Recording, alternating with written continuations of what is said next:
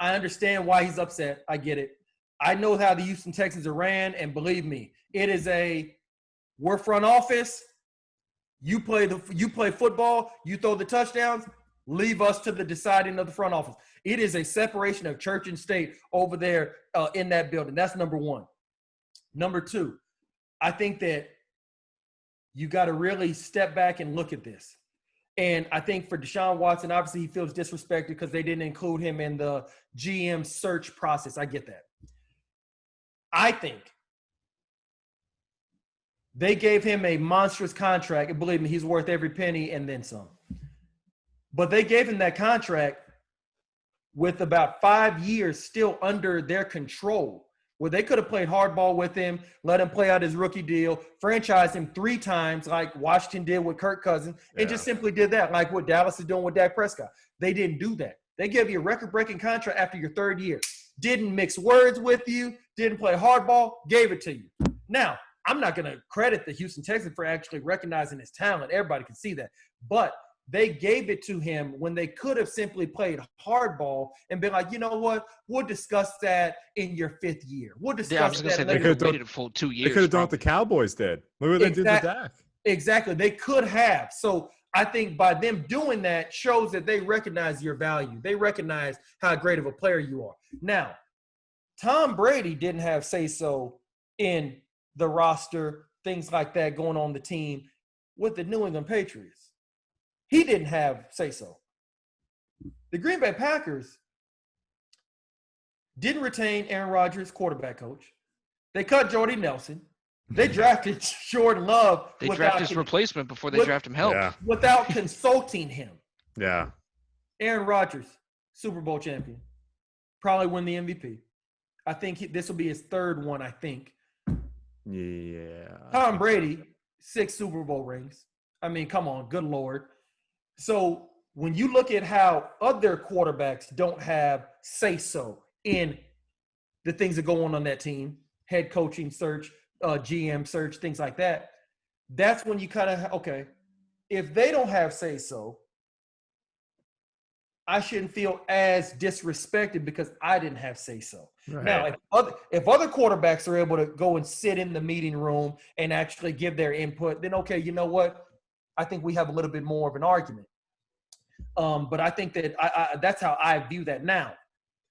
According to what I read, if Calvin McNair actually really truthfully said, hey, you're going to have input on the GM or the head coaching hires, and then it turns around that he didn't give that to him, oh my God, then by all means. If you tell me one thing and then I don't get it, then. Yeah, by all means. But if that wasn't the exact case, then I mean, I see why he would be upset, because I mean, I would be upset too. Yeah. But do I necessarily have like a leg to stand on as far as demanding a trade? I think that's a little bit I think that's taking a little bit too far, because if both 12s, number 12 for New England, now for Tampa Bay, and number 12 for Green Bay, if they don't have say-so, yeah, who's why do you do? Why do you feel that you should emphatically have say-so? But like I said, nonetheless, I hear so many different kind of stories and reports or whatever. I'm not really sure, but that's my take on it. But if they told him, hey, you're gonna have an actual voice on who we choose as the GM and the head coach, and they just simply were like, oh, F you, we're doing this. Oh yeah, by all means, like you can't lie to me. But for me, expecting to have something that you didn't exactly emphatically, definitively agree to, then that's more on me kind of being in my feelings than on that being something that, okay, you know what, all quarterbacks have say-so on their team about the personnel, which we all know is not the case. Then you have to also remind yourself that, okay, I know the team respects me because of what they did for me at the time they did it. Right. You have to understand, okay, I'm also just the quarterback. I'm not the guy. I'm not the guy writing the checks. Yeah, they pay me $40 million a year, but the owner would literally sneeze at that if he looked up and saw that was all that was in his bank account. Right. You see what I'm saying? So owners look at things vastly different than players do, simply because they're wealthy, like lineage. generational, like 5-6 generations down the line. Billions of dollars. Exactly. Like it's a completely different level of wealth for a owner rather than a player. But nonetheless, like I said, man, I think the world of the kid. I love everything he's done for the team and this city. And I think that once he gets the right system, once he gets the right players around him, I think, man, like the sky's the limit, because he's my pick for best young quarterback outside of Pat Mahomes in the game, because he's mobile. He can run, but he doesn't run to get the first down. He runs to scramble to find the open receiver. And he's the one quarterback outside of Pat Mahomes who's also young. He's mobile, but he's also accurate. You see a lot of other quarterbacks, they're mobile, not as accurate. Other quarterbacks are accurate, but they're not mobile.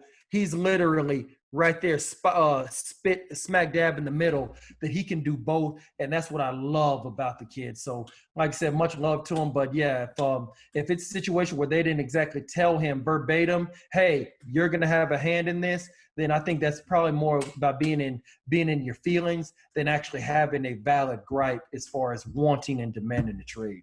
Well, with that being said, Derek Carr in 2 firsts, easy deal. It's done, right? Hey, I mean, you're right. I don't think it would happen, but no, trust me, he would definitely get a king's ransom of picks no matter what, because, man, outside of the Chiefs, for right now in this specific moment, the Bucks and the Bills, there aren't many teams that would not entertain that trade scenario, just because I think how great he is, man. And I think the sky's the limit, because he's only going to get better. Man, if somehow that happened and he went to you guys and I had to deal with Pat Mahomes, DeShaun Watson, and Justin Herbert for 6 games a year, I might turn in my card. I don't know.